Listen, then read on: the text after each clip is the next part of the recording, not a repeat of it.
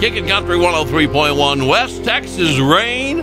Oh, that's so appropriate, man. I'm going to segue right out of that into the fact that we have got some people. We're going to be talking about storm spotting training and that sort of thing. And I want to welcome, first off, Ken Grimm, who is the Tom Green County Aries Emergency Coordinator. That's a mouthful right there. Good morning. Good morning.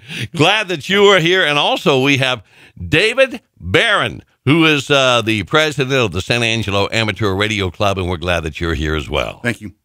We're going to learn a little bit here, or actually we'll tell you where you can learn about storm spotting and that sort of thing. And also, some of you I know have been interested in ham radio out there. You don't know much about it. We're going to give you some more information on that as well.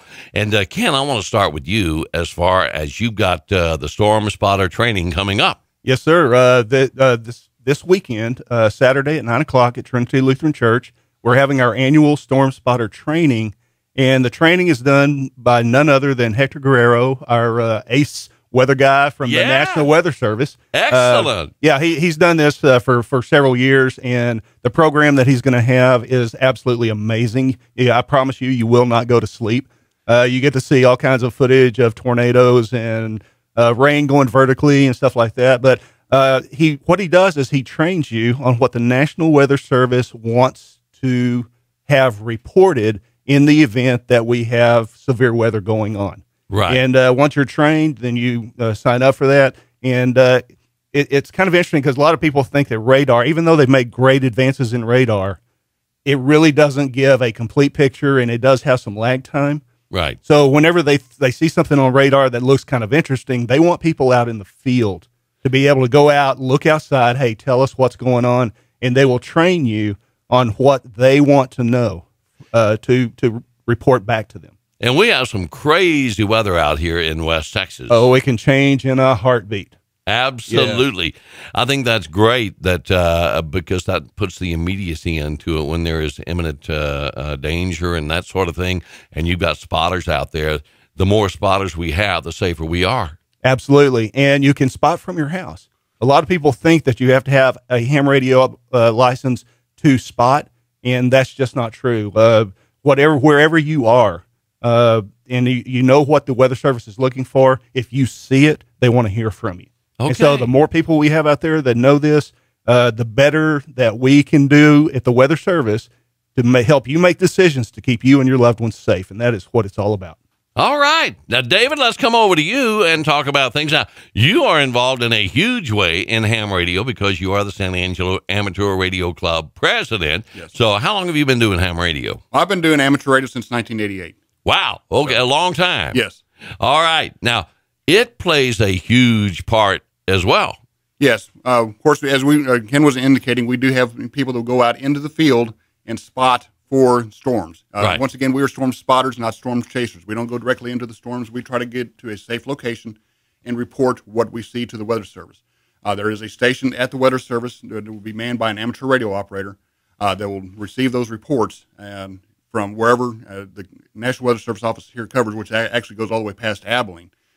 So we need amateur radio operators to be able to go out in the field and be able to report what they are seeing to them through us.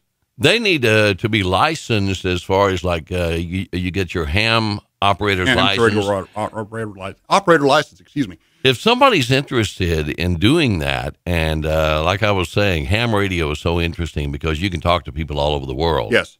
And, you know, that's fascinating to me that you can do that in the first place. But if someone wants to get involved and in the ham operator aspect of this, what's the best way? Can they reach you or somebody else? Or well, you can go to our website at w5qx.org.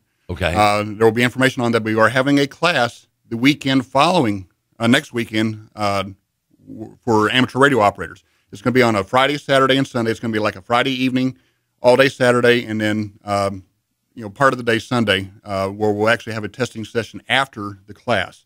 Okay. And so they'll go through and teach you what all you need to do to get your license. And then we'll have the testing session afterwards. And also for any amateur radio operator that's out there that wants to upgrade their license, they can also take their upgrade test at that time. And we're hoping to have other classes throughout the year, but we know we're having this one that week. That's going to be the following Yes, weekend. 15th, 16th, and 17th. Okay. Now, Ken, let me come back here to you one more time. We've got the first class that's coming up. This one is directly aimed at storm spotting training. And again, give me the lowdown on that, the hours and where it's being held and how to get in touch. All right, that is this Saturday. It's going to be 9:00 a.m. at Trinity Lutheran Church. And I'm sorry, David, what is the? It's 3536 Lutheran Way. It used to be YMCA Drive. It used to be if you're used to YMCA Drive, it's that street. And it's still in GPSs as YMCA. Yeah, and we usually have a pretty good crowd that turns up for this. I think last year we had in the 100, but 100, 150, and even up to 200 people have shown interest in this on any given year. So this is a huge class for the area.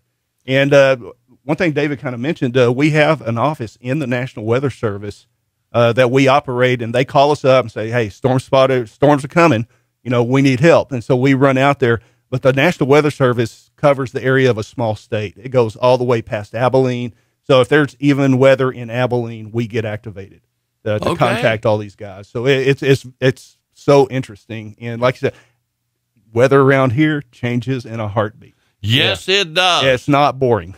Well, I tell you what, we appreciate you guys and the training that you guys do, and all the spotters out there. We want to say thank you, because the more that we have involved in this, the safer we stay. Absolutely.